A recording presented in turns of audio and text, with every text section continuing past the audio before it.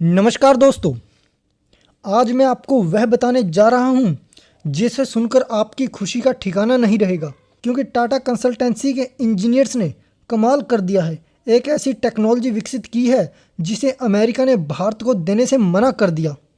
इसके अलावा मैं आपको ये भी बताऊंगा कि कैसे पीटीसी इंडस्ट्रीज लिमिटेड ने भारत के लिए टाइटेनियम ग्रेड के एलॉय डेवलप कर लिए हैं जो भारत को बहुत बड़ा फ़ायदा पहुंचाएंगे।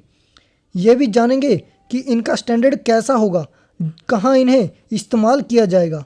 आज मैं आपको ये भी बताऊंगा कि रूस के साथ भारत की कौन सी डील डीरेल हो गई है। हमें यह भी जानने को मिलेगा कि भारत जापान किस प्रकार के अंडर वाटर सर्विलेंस सबमरीन पर बात कर रहे हैं जो चीन के लिए साउथ चाइना सी और हिंद महासागर में बहुत बड़ा खतरा पैदा करेंगी। इसके लिए सबसे पहले इस वीडियो को शुरू करते हैं। तो दोस्तों, सबसे पहले बात करते हैं कैसे टाटा कंसल्टेंसी के इंजीनियर्स ने न्यूक्लियर रिएक्टर की टेक्नोलॉजी विकसित करने में जुटे हुए हैं।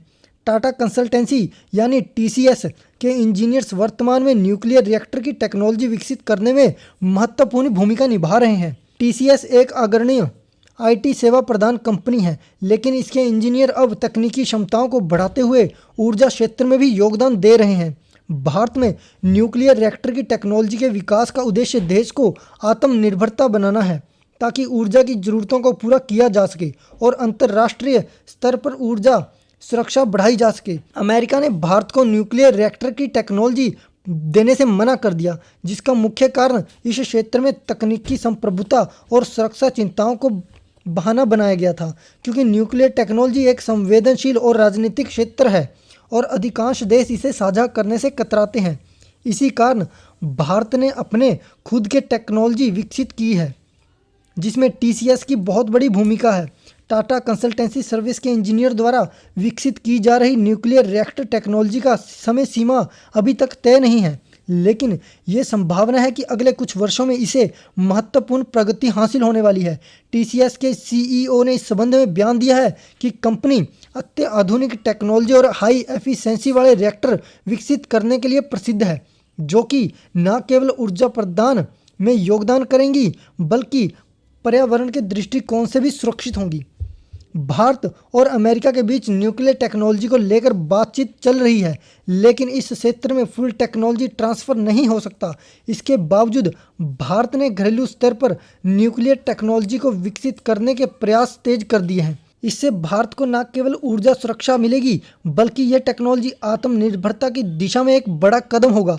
अगली खबर सामने निकल कर आ रही है पीटीसी इंडस्ट्रीज लिमिटेड से, जिसने भारत के लिए टाइटेनियम ग्रेड के एलॉय डेवलप करके देश को एक महत्वपूर्ण फ़ायदा प्रदान किया है।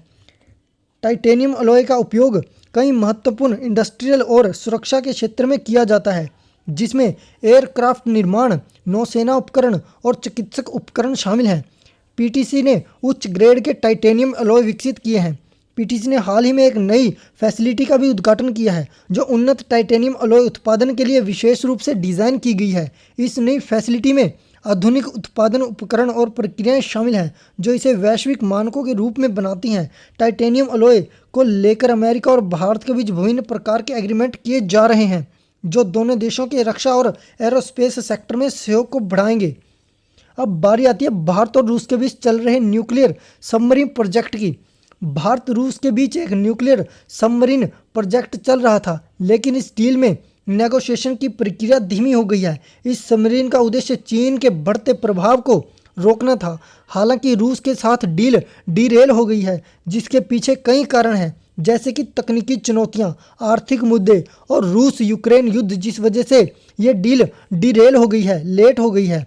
भारत और जापान भी अंडर वाटर सर्विलेंस सबमरीन पर चर्चा कर रहे हैं, जिसका उद्देश्य दक्षिण चीन सागर और हिंद महासागर में चीन की गतिविधियों पर कड़ाई से निगरानी करना है। यह सबमरीन अत्याधुनिक सेंसर और स्टेल्थ तकनीक से लैस होगी, जिससे चीन के लिए एक गंभीर खतरा साबित होगा। इतना भी निराश होने की ज़रूरत नहीं है। भारत और रूस मिलकर बिहार में AK-203 राइफल का लोकलाइजेशन करने जा रहे हैं। भारत और रूस के बीच एक जॉइंट वेंचर के तहत बिहार में 100% AK-203 राइफल का लोकलाइजेशन किया जा रहा है।